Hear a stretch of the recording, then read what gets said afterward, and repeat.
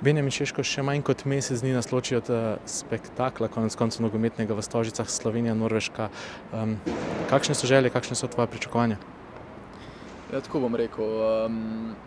Meni je najbolj pomembno to, oziroma vsem je pomembno v reprezentanci, da se pomerimo točno tako, kot smo se pomerili pri njih, da damo res vse od sebe.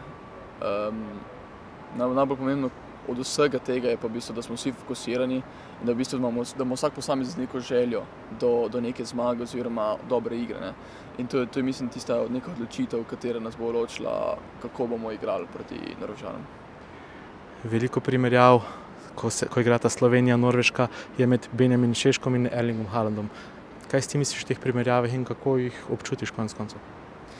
To sem že razlagal o tem z primerjavi s Haalandom, v bistvu, da bi mogli nekaj že končati, ker sva različna tipa igralcev, kakorkoli pogledaš, kjerokoli plato obrneš, se vidi ta razlika nekako, no, da jaz imam neke boljše predispozicijo, on ima nekaj drugega boljše, tako da oziroma je načeloma tako, da nobenega igralca ti ne moreš drugi primerjati, ker vsak je svoj igralec navsezadnje, tako da je normalno, da je primerjal s to, kar v istem klubu igrava, oba sva hitra in to velikost imamo skoraj enako, tako da na koncu, kaj ne rečem, samo to, da mislim, itak bo dobro pred njem igrati, seveda, ampak to des primerjave bi se mogli bolj končati, ne.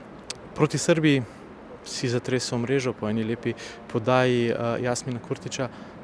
Kaj ti pomeni ta zadetek, kaj ta zadetek pomeni tudi konec koncev za tvoje nadaljevanje tvoje reprezentančne kariere? Ne, to je tako, tisto žogo, ko sem dobil od Kurtića, ko sem se sprejel, ko sem jo brcnil gol, tako rečeno, res neverjetno je pomenila, zato ker itak so bili domačini naši, tisto vzklikanje vse skupaj, mi je res tisto neko energijo še dal, še spodbudil, da še naprej igram in se mi zdi, da za mojo to nadaljnjo kariero v reprezentanci je nek dober korak, da mi da sem še neko to spodbudo, da lahko tam zabijam, dam vse od sebe in samo pozitivno gledam. Oktobra je na sporedu prvi v bistvu žreb za naslednje evropsko prvenstvo. Slovenija bo tam dobila nove nasprotnike.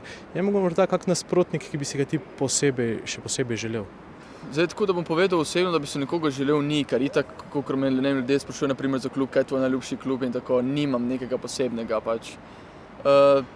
Kjerkoli bomo dobili, v glavnem mi je samo pomembno, meni osebno samo pomembno, da mi damo vse od sebe, da uživamo v tem nogometu, kjerkoli bomo dobili in, kakor sem pa rekel, ja, kjerkoli bomo dobili, bo vrhunsko. Hvala lepa.